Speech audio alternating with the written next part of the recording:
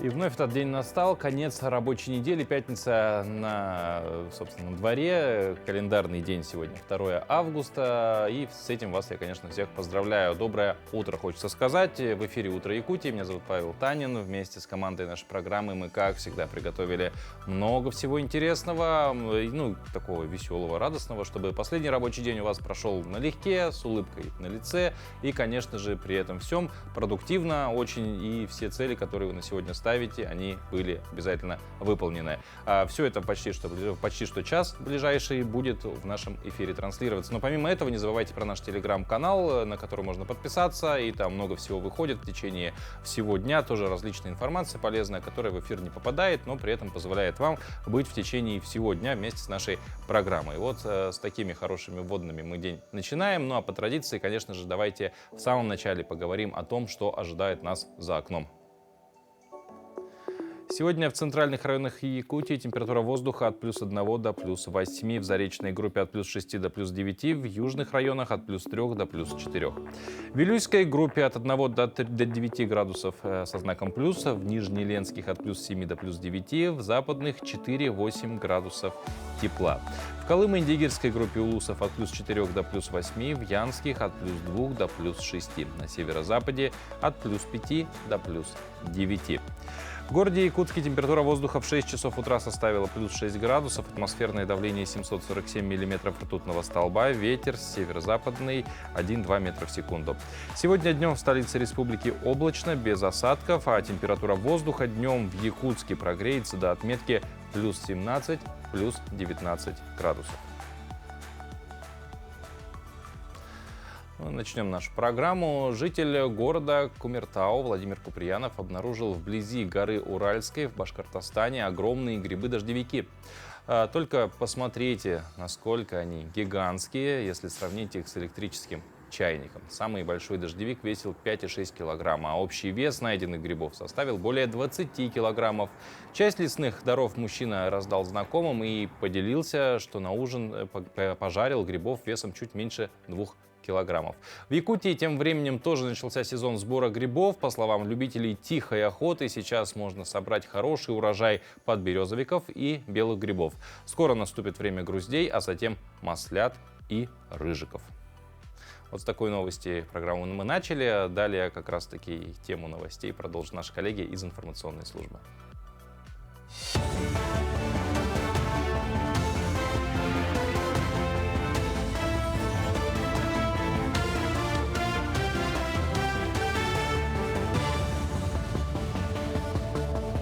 Доброе утро, Якутия. Последние новости к этому часу.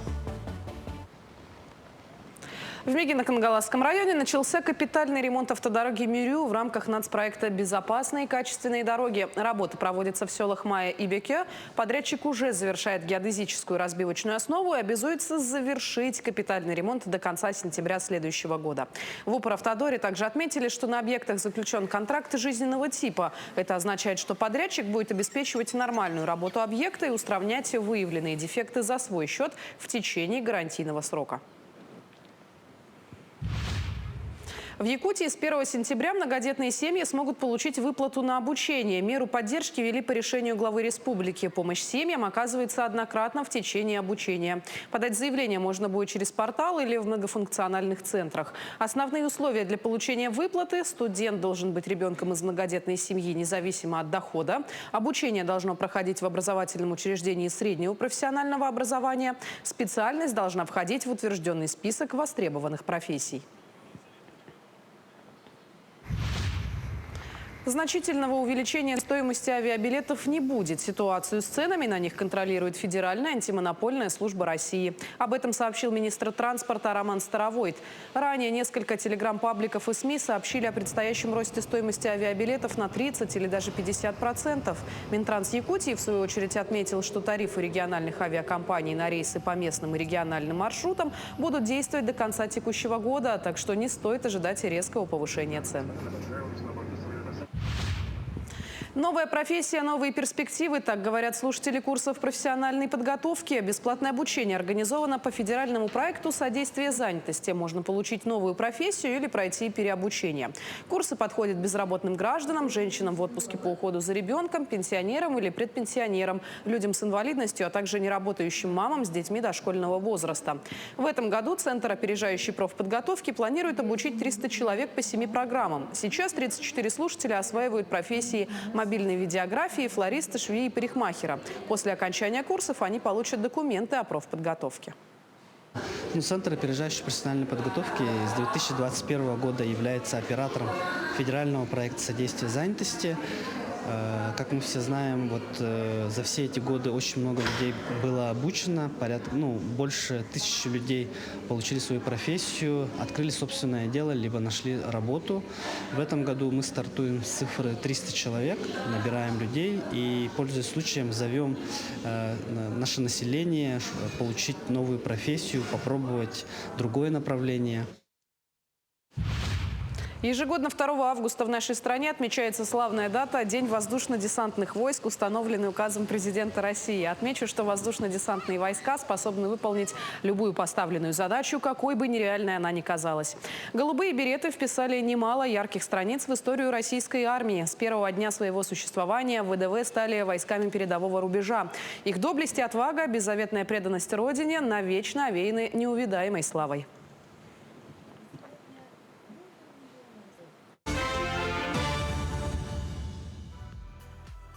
Спасибо нашим коллегам. Ну а теперь начнем встречать последний рабочий день недели. В плане продуктивности этот день не должен отличаться от всех остальных рабочих дней, но предвкушение наступающих выходных нет-нет, да может склонять вас к малоактивности. Чтобы с самого утра быть наполненным энергией и бодростью, нужно размять свое тело. И сегодня наш спортивный инструктор покажет комплекс упражнений, направленных на укрепление того, на чем держится все наше туловище. Всем доброе утро! Сегодня комплекс наш будет посвящен спине.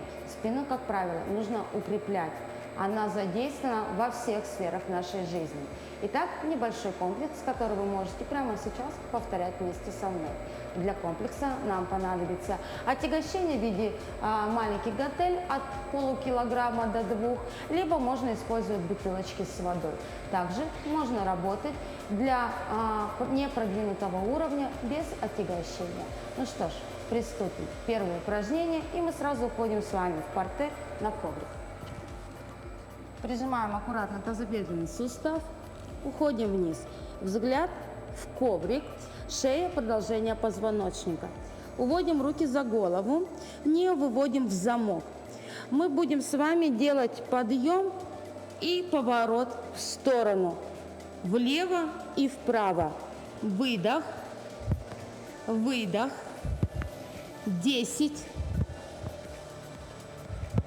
9, 8, 7, 6, 5, 4, 3, 2, 1. Закончили. Далее нам понадобятся с вами бутылочки для отягощения. Также следующее упражнение вы можете выполнять без отягощения. Уходим вниз, взгляд в коврик, шея, продолжение позвоночника. Подъем рук, и у нас поворот лево и право. Лево и право.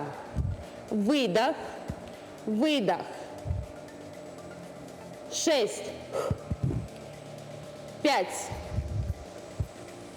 4, 3,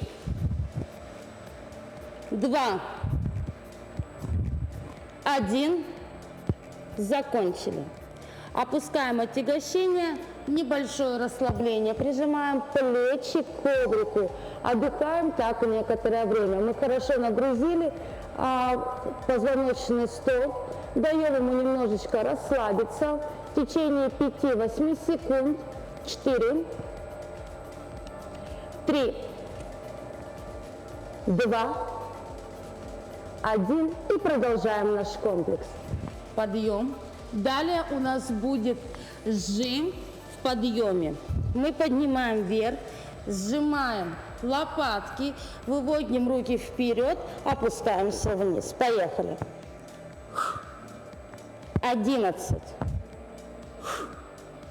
12, 10, 9, 8, 7, 6, 5, 4, 3, 2, 1. Опускаем отягощение и готовимся к крайнему упражнению в нашем комплексе. У нас с вами будет подъем с прямых рук. Поднимаемся вверх, удержание и опускаемся вниз. Поехали. Выдох. Выдох. 9, 8, 7, 6, 5, 4, 3, 2, 1. Закончили. Уводим руки вдоль корпуса, прижимаем вновь плечо и отдыхаем так от 5 до 8 секунд. И выполняем комплекс и еще 2 круга. Ну а я желаю всем хорошего дня и укрепляйте свою спину. Ну а тем временем в Якутске продолжаются крупные археологические раскопки на территории бывшего якутского острога на улице Каландарашвили. В ходе раскопок археологи нашли часть сгоревшего строения, предположительно 17 века. И вот сегодня не только об этом, но и вообще про археологию на территории нашего города поговорим с нашими гостями. Это Андрей Высоких, руководитель Якутского городского отделения Всероссийского общества охраны памятников истории и культуры, и Елена Соловьева, научный сотрудник Арктического научно-исследовательского центра республики, руководитель городского отряда Приленской археологической экспедиции. Доброе утро. Доброе. Да, ну не так часто у нас на столе вот бывает что-то вообще в принципе, а тут еще и такие, ну фактически артефакты, можно сказать. И давайте поговорим, да, как я уже сказал, про археологию на территории нашего города. Я так понимаю, сегодня ведется не одна исследовательская раскопка, скажем так. Какие сегодня у нас археологические работы ведутся? Ну, коротко я скажу, то есть в принципе сегодня в городе беспрецедентно, это что называется раскопки, то есть на территории, которым занимается сегодня Елена Николаевна, это будущая гостиница «Космос» по улице Чернышевского, и это 800 квадратных метров. И на территории Каландашвили, где мы говорим вот про острог, там 2000 квадратных метров. То есть никогда таких объемов в Якутске не делали археологических работ. И действительно очень важно, что там найдено, и вот то, что вы говорите, действительно найдено останки подвала или здания Якутской канцелярии, воеводской канцелярии, которая сгорела в 1700 году. Воеводского дома. Воеводский дом. Ну, потом вот именно указом Петра I было построено первое кирпичное здание воеводской канцелярии. И там на месте, вот мы не можем предоставить этих, они в очень таком трепетном состоянии, поэтому нам только разрешили взять вот монетки, которые там найдены на остроге, небольшие вот изделия деревянные, очень хорошая сохранность. И вот товарищи, которые там работают. И это вот по сути вот деталь, можно сказать, 17 века. Почти что. Это счетная палочка, так называемая счетная палка. Здесь вот на них отмечали долги, когда люди, которые не умели писать, необычно были грамоты, вот таким образом фиксировали свои долги и погашение этих долгов. Закрыли. Да. Кто-то узелки делал. И вот то, что нашли берестяные грамоты, да, это действительно очень интересно. И сейчас работы продолжаются, и дай бог, что что-то будет еще интересно. Но больше, наверное, скажет Елена Николаевна про раскоп вообще городской археологии. Уже у нас есть большая история. Мы, Арктический научно-исследовательский центр республики, уже на протяжении нескольких лет ведет раскопки в городе Якутске. Мы работали на улице Ярославского, на проспекте Ленина мы копали погост Тихвинской церкви. И вот 2 года уже мы работаем на участке в районе строительства бывшей городской бани и строительства гостиницы «Космос». Сейчас у нас проходит демонтаж деревянных конструкций. И за вот этот период работы на этой территории мы собрали очень интересные коллекции, которые иллюстрируют разные совершенно стороны жизни городского населения в период 18-19, начала 20 века. Выявлено большое количество очень интересных конструкций деревянных, которые интересны вот именно в архитектурном плане. Помимо, скажем так, останков изб вот русского типа, мы обнаружили также остатки якутского балагана с традиционной вот установкой вертикальных плах, вертикальных стен. Ну и вот здесь я немножко принесла несколько артефактов. Если вот у Андрея Анатольевича, он вот что-то поскромничал, мне показал, здесь монета чешуйка, это самая мелкая монета в России, монета 17 века Михаила Федоровича. Это самая ранняя на территории города Якутска, самая маленькая. Вот у нас, я могу показать для сравнения, у нас вот такая самая большая монета. Целая. Да, это Екатерининские 10 копеек, это вот Екатерининские 5 копеек. У нас коллекция собрана нумизматическая почти около 400 монет. Не менее интересны монеты, например, первые советские монеты, это вот 5 копеек 1924 года. Что интересно, чеканились в Великобритании. Своего металла не хватало, и поэтому чеканились здесь. И вот обнаружен тоже очень такой интересный у нас артефакт. Это Нюрнбергский счетный жетон. Это первая половина 18 века. Но вот именно в материалах городских раскопок это первая такая находка. Впервые в городе мы обнаружили, раньше даже и представления не имели, что вот в обиходе, оказывается, у горожан, скажем так, вот в досуговой части использовались такие курительные приборы, как, например, вот трубка глиняная. Это трубка так называемого турецкого типа, тахтачубук, сделана из глины, очень красиво орнаментирована и имеет клейма. Пока вот мы еще их не расшифровали, возможно, они имеют именно турецкое происхождение. То есть, вот, допустим, эту трубку можно отнести, вот как вы сказали, мы даже не подозревали, что используют. Да. То есть это уникальная фактически Да, находка. да, уникальные. И мы собрали такую вот небольшую коллекцию.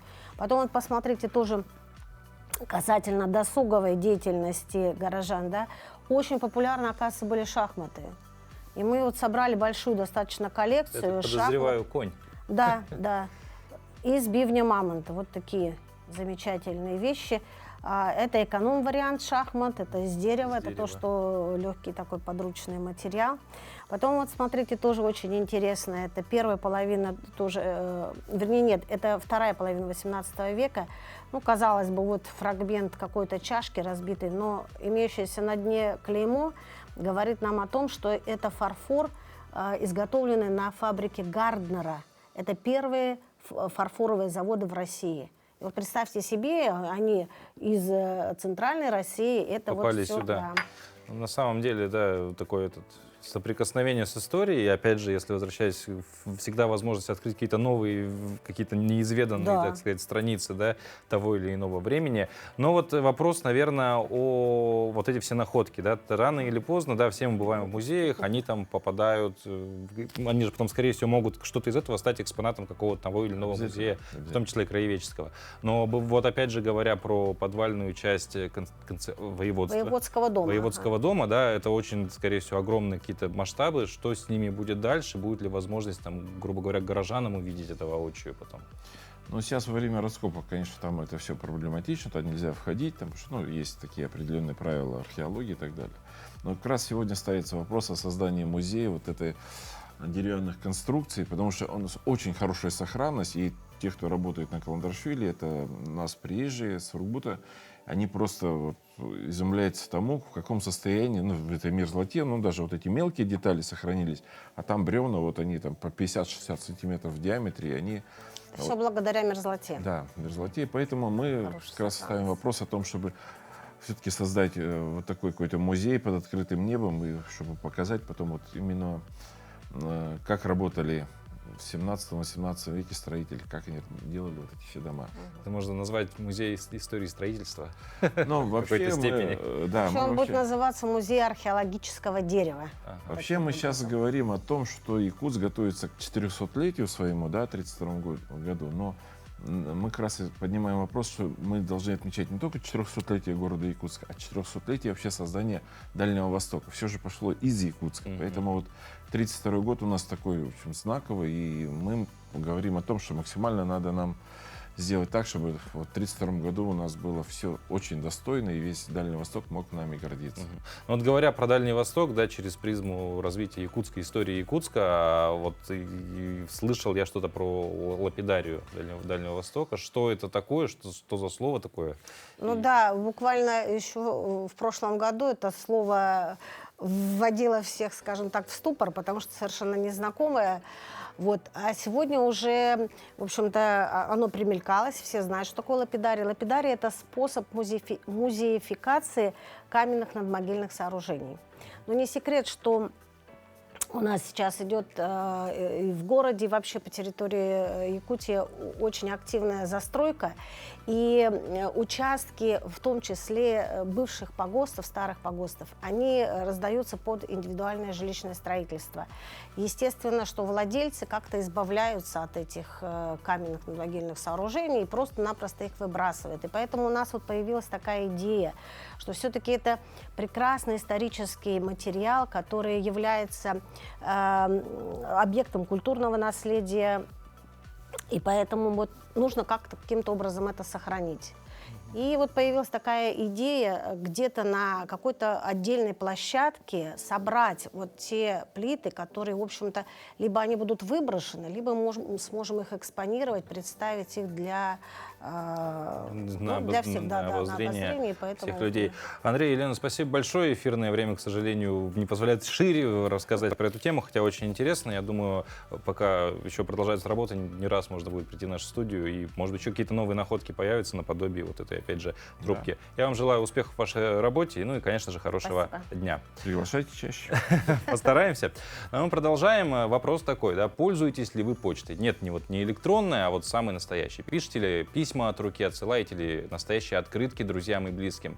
Все звучит как архаизм, да, цифровые сервисы действительно значительно упростили вопрос общения на расстоянии, и в этом нет ничего плохого.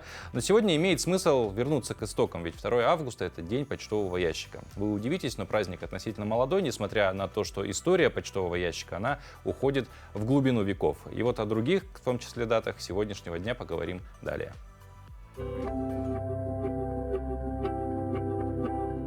На календаре 2 августа сегодня отмечают День воздушно-десантных войск России. По народному календарю Ильин день.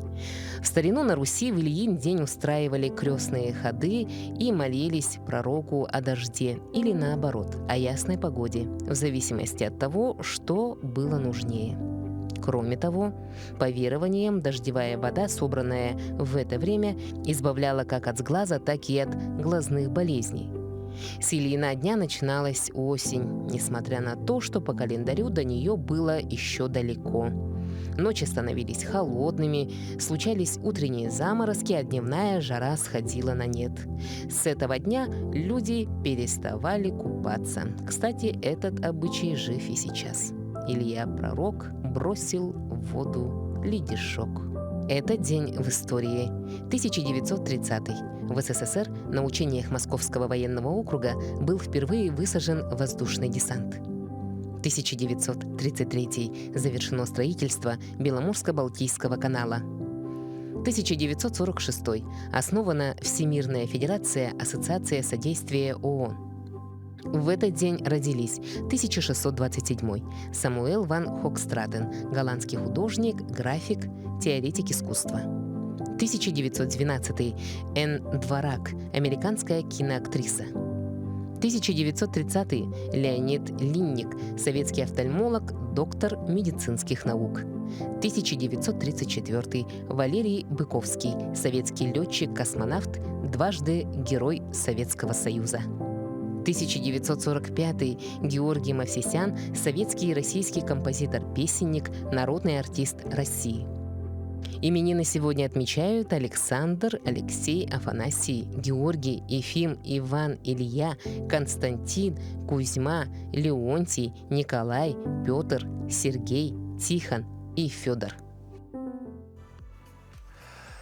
Живопись положительно влияет на человека, и головной мозг работает максимально активно, если в рабочем пространстве присутствует произведение искусства. Это, между прочим, доказали ученые.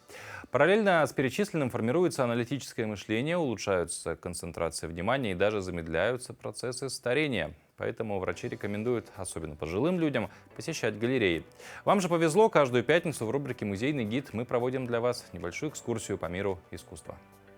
Натюрморт – жанр, который идеально отражает внутреннюю вселенную художника. Художник Ольга Тихонова. Живет, работает в Москве, академик Российской академии художеств.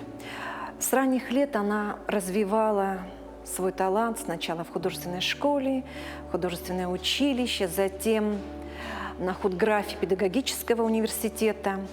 Но вот переосмысление к искусству произошло только тогда, когда она поступила в Академию художеств Санкт-Петербурга.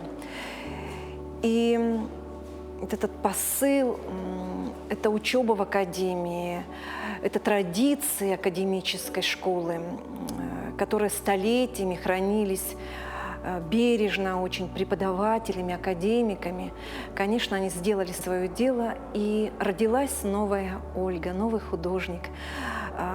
Она стала писать очень свободно, ярко, у ней появился свой стиль, своя манера письма.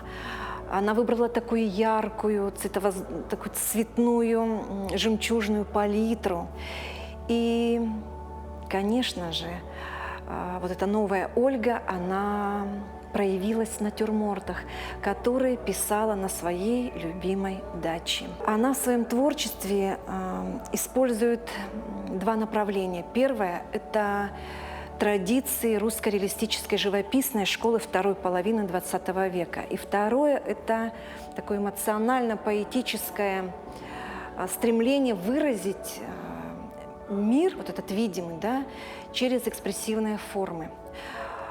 У нас на выставке «Женский почерк» представлено ее замечательное полотно живописное «Пьянящий аромат пионов». И каждый зритель, который придет на выставку, конечно, глядя на этот живописный натюрморт, он отвлечется от обыденности. Вообще жанр натюрморт, он претерпевал за многие столетия и взлеты, и падения. У него было увлекательное прошлое, очень яркое есть настоящее, и, думаем, будет достойное будущее этого жанра. Свернутыми с вечера были все бутоны, а с утра от тяжести согнуты кусты. Вспыхнули кудрявые, пушистые пионы, розовые, белые, красные костры.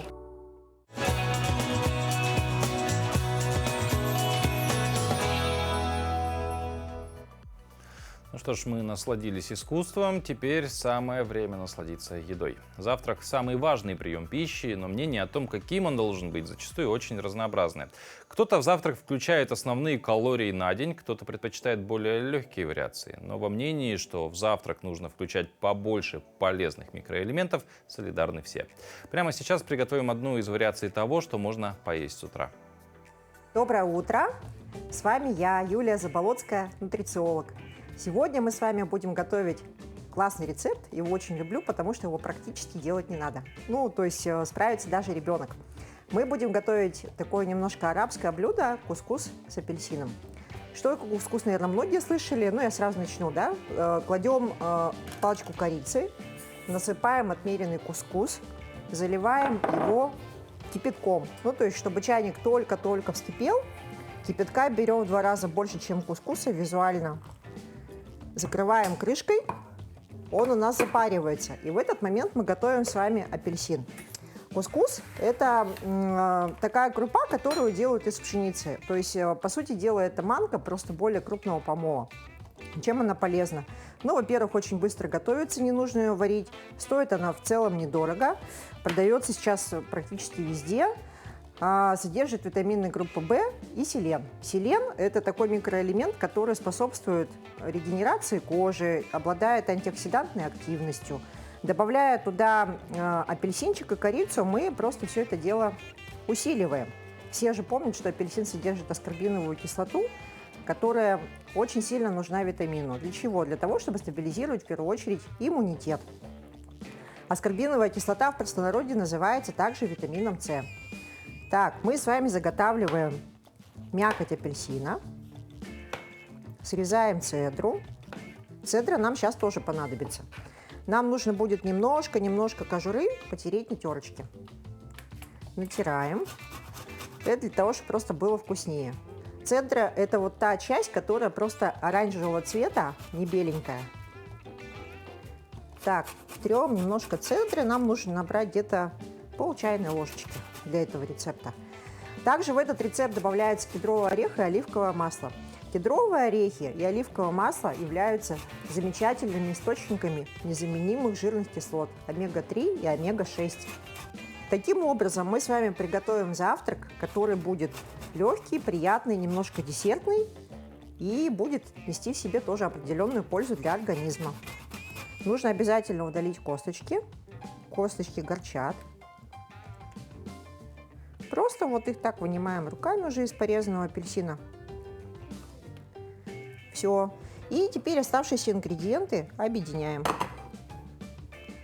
Надо будет достать вот эту палочку корицы, которую мы клали, насыпать туда щепотку молотой, столовую ложку сахара, немножко подсолить, добавить оливковое масло. И теперь кладем апельсин, перемешиваем, выкладываем по тарелочкам. Сверху посыпаем кедровым орешком. Всем приятного аппетита, хорошего дня! Элегантность, эстетика и приятный аромат – это не про завтрак, это уже о лилии. Прекрасный цветок, который закрепил себя не только в стане красоты, но и вдохновения. К примеру, лилия часто служила древним художникам образцом для их художественных произведений и орнаментов. Наподобие лилии изготавливались даже музыкальные инструменты, а на викторианском языке лилии означают любовь, пылкость и привязанность к близким. И несмотря на то, что климат нашего региона для лилий слабо подходит, есть в Якутии энтузиасты, прилагающие все усилия, чтобы красоту этого цветка подарить якутянам. Лилия – цветок с богатой и интересной историей, известный еще с 1700 года до нашей эры.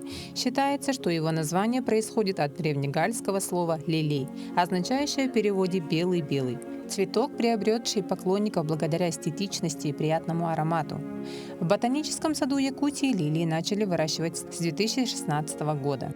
На данный момент около 80 сортов устойчивых лилий азиатской группы. Это группа лилий, которая в наших условиях показала себя как зимостойкая, как отзывчивая, как ежегодно цветущая. Да. В отличие от других групп лилий, да, это самые неприхотливые, самые красивые. Для поддержки и выращивания лилий в наших суровых условиях проводится ежегодный фестиваль лилий. Устойчивые к нашему климату сорта лилий мы пропагандируем конкурс цветника. Это по всей республике проводится, отправляют нам видео цветника, рассказывают, какие сорта использовали, как высадили, когда цветут, да и сколько сортов. И могут участвовать все желающие. Да. Также у нас есть конкурсы детских рисунков для детей с ограниченными возможностями. Они рисуют и тоже нам отправляют. Екатерина Александровна по своей инициативе создала клуб любителей лилий. Они поддерживают связь и делятся знаниями и опытом по выращиванию этих цветов. Многие достигли прекрасных результатов. Результаты есть. Я всегда рекомендую, пропагандирую и призываю всех выращивать неприхотливые, для нашего климата устойчивые азиатские лилии. Наши лилии могут украшать любой сад, что можно добиться успеха, да, это неприхотливые. И один раз посадив, мы можем любоваться, конечно, при правильной агротехнике, это любоваться ежегодно, каждый год, не покупая, да, это и экономия в бюджете, это экономия труда, времени, да, и вот эта красота, она гармонирует, она создает уют, комфорт. Если у каждой хозяйки будет сад, где растут лилии, то она будет намного счастливее. И столько же добра, тепла и радости она будет давать своей семье. Аэлита Стручкова, Семен Семенов, Якутск. Ну и, к слову, о лилиях. В Якутске со вчерашнего дня, с 1 августа, стартовал фестиваль «Северные лилии». Фестиваль проводится ежегодно с 2019 года с целью пропаганды новых садоводческих инноваций для севера и развития фермерского цветоводства, а также расширения направлений агропромышленного комплекса республики. В качестве импортозамещения букетных цветов сезонными срезанными растениями. Сегодня у нас в гостях Татьяна Асидулина, соорганизатор фестиваля «Северные лилии». Татьяна, доброе утро. Доброе утро. Ну, в первую очередь, да, фестиваль «Северные лилии». Пару слов о программе фестиваля, что в нем будет, отличается ли как-то программа от прошлых лет? Да, конечно, программа отличается. Дело в том, что у нас 5-й юбилейный фестиваль, и в течение этих 5 лет мы, конечно, наращивали свои знания, свой опыт, потому что первый раз, когда мы этот фестиваль организовали 5 лет назад, да, мы были 2 человека, которые были просто, я не знаю, какими-то инициаторами, энтузиастами, да, я бы так сказала. С Екатериной Афанасьевной, сотрудником биологического сада, которая как раз занимается выращиванием лилий, мы вдвоем решили, ну, как-то собрались, скооперировались и решили, что у нас вот надо это сделать. Первый фестиваль был на базе моего цветочного салона «Маки», буквально на крыльце салона, внутри салона, в маленьком помещении. Я как сейчас помню, мы вот делали фотографии, вспоминали, фотозоной мы поставили старую замученную деревянную дверь, на нее там делали лилии, и народ приходил, но это было просто вот как, я не знаю, там какое-то такое инициативное мероприятие, но мы с этого начинали. Каждый год мы росли, на второй год мы тоже уже нашли спонсоров. Первый год мы делали это все сами, за свои деньги, за свою инициативу. И народу было немного, но мы людей всех приглашали и начинали это развивать. На второй год нашли спонсоров, это уже стало интересней. Ну и третий год, конечно, подключился нам уже наш главный организатор нашего фестиваля «Лилии» на сегодняшний день. Это, получается, Якутский научный центр Академии наук. Это уже федеральное предприятие, на самом деле, хоть она и республиканская, вроде как в республике, но имеет федеральное подчинение, поэтому вот мы уже выросли, да, и поэтому мы такие. В программе нашего фестиваля вот сейчас уже большая, она обширная. Вчера у нас прошел замечательный пленэр, где на территории ботанического сада прямо вот на местах, в поле, так сказать, те лилии. Художники. Да, художники рисовали эти лилии прекрасные. И это их работы оценились уже фактически профессиональными художниками. И завтра будут оглашены результаты. Художники сами профессиональные были или любители? Больше любители. Да, больше любителей, которые когда-то в свое время там, может, обучались где-то. А профессионалов как таковых не было. Но мы и не претендовали на профессионалов, потому что если будут профессионалы и любители, не совсем будет правильно. Дальнейшее у нас, получается, с сегодняшнего дня уже сам открывается непосредственно фестиваль в здании Якутского научного центра, где в рамках фестиваля будет проходить ряд конкурсов. Будет проходить конкурс флористики, на который в этом году мы буквально вырвались с корнями, пригласили судью Национальной гильдии флористов Алену Чудопал с Красноярска. Она уже приехала, она уже будет у нас судить. Также у нас будет в рамках этого фестиваля, конечно же, выставка этих лилий, там более 30 сортов, которые уже опробированы в нашей Якутии. И в выставке только лилии будут представлены? На выставке только лилии будут представлены, да. На оформление композиции, которые будут делать флористы профессиональные, там уже все цветы, но ни одного цветка, которые привозных, у нас нет. Все цветы, вся зелень, все общипали, все, что было в городе. Ну, практически так. Нет, конечно, основную массу нам лилии предоставили ботанический сад Института биологии. Зелень тоже, соответственно, какая у них растет, цветочки мелкие там и так далее, тоже ботанический сад предоставляли. И оранжерея ботанического сада нам даже пожертвовала свои горшочные, срезали большие листья монстеры, папоротник, все, что у нас есть вот в нашей оранжерее.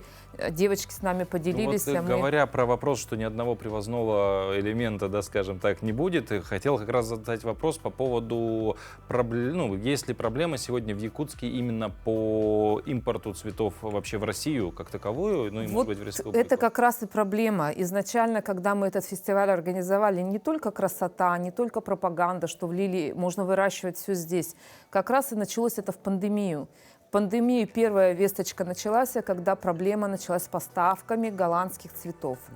Не секрет, наверное. марта тюльпаны, да, все была проблема. В прошлом году Голландия нам полностью запретила покупку России, официально прямо запрет на покупку луковичных, то есть это как раз касается тюльпанов, луковичные именно как материал посадочный. У нас есть в России фермеры, которые все это выращивают. Тюльпаны везде, Сочи, Приморье, много кто выращивает, но посадочный материал, к сожалению, остается только голландский. Они запретили запрет, соответственно, получается, обходными путями параллельный импорт, все равно идет эта поставка, но качество этих луковичных, уже она хуже. Абсолютно. То есть Голландия, видимо, специально это делала. Это первое. Второе, был запрет на горшочку. Полностью горшочку исключили из этого. И третье, зелень. К сожалению, это тоже как вот такая проблема. Ну, Татьяна, я думаю, что учитывая, как, если по примеру фестиваля, как он развился за 5 лет, я думаю, проблему с поставкой цветов мы спокойно сможем тоже перекрыть однажды, в ближайшей перспективе. Но, к сожалению, наша беседа к концу подходит, потому что времени не так много у нас есть. Тем не менее, фестиваль, уже завтра можно приходить. Еще раз напомните, где посмотреть. Давайте, да, я вот скажу про фестиваль. Фестиваль у нас работает 2 дня. Сегодня с 10 до 17 часов в Якутском научном центре Петровского 2. Всех ждем в гости. Завтра в этом же здании в Якутском научном центре с 10 до 3. И потом послезавтра уже, получается, это у нас будет 5-6, можно приехать в ботанический сад Института биологии на Покровский тракт, где можно посмотреть еще лилии, будут, как это называется, экскурсия по этим лилиям. Да, да. Ну, это насыщенная программа, вот берите себе на заметку, уважаемые телезрители, в ближайшие почти что 4 дня можно вот посвятить себя цвету. Тогда, Татьяна, еще раз спасибо, пусть фестиваль пройдет удачно и вообще вам удачи и успехов в вашей работе. Спасибо большое. Вот. Ну а мы передаем слово нашим коллегам из информационной службы, они расскажут о последних новостях.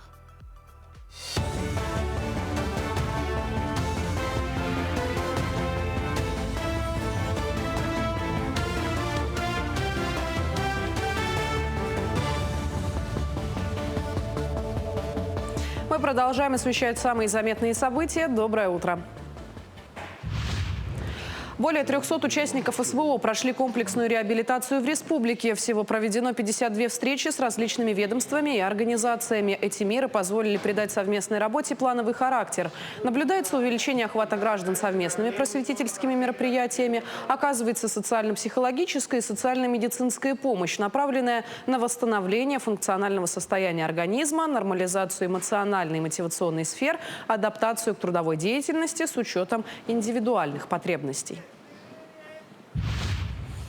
В Якутии с 10 августа начинается сезон осенней охоты на уток. Так, охотиться на водоплавающую дичь можно будет со 2-й субботы августа и по 31 декабря. На болотно-луговую с 15 августа по 31 декабря. На белую тундряную куропатку с 3 субботы августа по 20 апреля. Заявления для получения разрешений на добычу охотничьих ресурсов для любительской охоты на общедоступных угодьях республики принимаются как электронно, так и при личном обращении. Дан старт республиканскому конкурсу «Якутия вперед». Это мероприятие является трамплином для жителей республики. На одной площадке собираются активные, талантливые и целеустремленные якутяне. По итогам оценочных процедур выберут 25 лучших и включат в резерв управленческих кадров. Республиканский конкурс прошлого года проходит в новом формате, в 2 этапа. Сначала активных идейных людей выбирают по местам жительства. Далее те участники, которые намерены и готовы реализовать себя и работать для развития региона, проходят финальный отбор в начале октября. Для участия в конкурсе можно подать заявку до 31 августа. В прошлом году я участвовал в конкурсе «Якутия вперед», являюсь победителем, вошел в число 25 победителем. Там были интересные конкурсы, направленные на проявление управленческих талантов, групповые, парные, индивидуальные конкурсы. По результатам конкурсов была обратная связь, и сейчас меня как победителя внесли в управленческий кадровый резерв. В данный момент я прохожу стажировку в правительстве Республики Саха-Якутия. За мной закреплен наставник. Ильин день отмечается 2 августа. В народном сознании и славянских традициях Илья Пророк властен над громами, молниями, дождями и урожаями. А его образ смешивается с Перуном-громовержцем и порой с былинным Ильей Муромцем. Духовенство в этот день служит в облачениях красного цвета, поскольку красный считается цветом мучеников и пророков. Считается, что на Ильин день, как и на любой другой большой церковный праздник, нельзя заниматься тяжелым физическим трудом. Но в церкви строгих запретов на работу не существует, особенно если ее нельзя отложить. Главное в этот день помолиться, почтить память пророка и посетить храм. А вот что точно нельзя, по словам священников, так это напиваться до упаду. К этому часу у меня все. Эфир телеканала продолжит программа «Утро Якутии». Оставайтесь с нами. Спасибо коллегам. Тем временем в Нерюнгри подвели итоги районного этапа конкурса «Вожатское сердце». Это один из самых первых общероссийских конкурсов профессионального мастерства с уникальной историей. Финал районного этапа конкурса стал очередным ярким событием лагеря мужества. Продолжат коллеги из Южной Якутии. В лагере многое, если не все, зависит от вожатых, которые большую часть времени находятся с детьми. Хороший вожатый – это и режиссер, и художник, и спортсмен, и няня, психолог и учитель, а еще всегда веселый и жизнерадостный, мудрый и креативный молодой человек. Учат быть вожатым в Центре развития детей и юношества. Именно здесь приобрел свои умения Артур Шедловский, который стал победителем конкурса «Вожатское сердце» в прошлом году. Вожатые – это в основном ребята-выпускники Союза детских общественных объединений Содружества. Они обычно занимаются там и в какой-то период понимают, что хотят стать вожатыми, приходят в педагогический отряд «Легенда». Мы собираемся с начала учебного года, разрабатываем тематику смены, учимся решать педагогические ситуации. В общем, все, что должен уметь вожатый, наши вожатые умеют. По крайней мере, они никогда не стоят на месте и стараются узнавать что-то новое. Конкурс «Вожатское сердце» проходит уже 8-й год. Конкурсантами становятся все вожатые лагеря мужества. В этом году участников 13 человек. Конкурс стартовал в середине первой смены. Они проводили игровые программы с чужими отрядами, также разбирали педагогические ситуации. Был у них конкурс талантов, а сейчас у них финальное мероприятие «Я лучший вожатый», все знают об этом. В финальном этапе районного конкурса вожатые продемонстрировали свои творческие визитки. Компетентное жюри оценивало взаимодействие вожатых с детьми, то, как они помогают раскрыть все грани каждого участника. Вообще это республиканский конкурс, то есть победитель сегодняшнего этапа отправляется защищать честь нашего Нерюнгринского района. Могу с гордостью заявить, что последние 3 года именно вожатые нашего педотряда «Легенда» становятся победителями республиканского этапа. То есть наши вожатые самые лучшие вожатые, поэтому и так ценен отдых детей, и так он и ценится и детьми, и взрослыми в мужестве, потому что очень профессиональная команда работает именно с детьми. Борьба за звание лучшего была напряженной, но интересной. Гран-при взяли Игорь Лесников и Зарина Ахтямова. А сам конкурс стал очередным праздником лагеря, зарядивший позитивом всех присутствующих на этом мероприятии. Екатерина Павлова, Вадим Барашков, Нерюнгри. Август – это последний месяц лета, самое отличное время для отдыха и радостных моментов. Главное – использовать этот прекрасный месяц на полную мощность. И мы немножко небольших советов подготовили, как можно в августе так провести лето свое, чтобы оно оставило яркий след на долгое время. Вот, например, если вы откладывали прогулку на велосипедах, то самое время этим заняться, потому что не так уже жарко, тем не менее погода еще позволяет. Также август – прекрасное время для активного отдыха в целом. Почаще с друзьями встречайтесь, устройте какую-нибудь гриль-вечеринку, просто посидите где-нибудь у костра и так далее, или отправьтесь в путешествие. Например, даже просто в соседний район съездить, это будет уже здорово, замечательно. Или можете просто найти какое-то новое увлечение и посвятить время ему, и тогда все у вас будет хорошо. Поэтому последним месяцем лета нужно наслаждаться. С таким советом мы на сегодня с вами хотим попрощаться, пожелать отличных выходных, чтобы здорово все у вас прошло, и оставляем вас на музыку классную.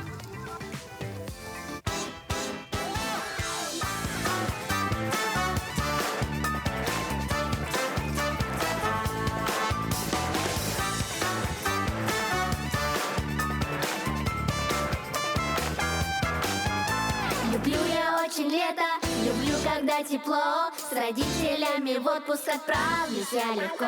Оставлю все заботы и срочные дела. Мне тоже нужен отдых, ведь молодость одна.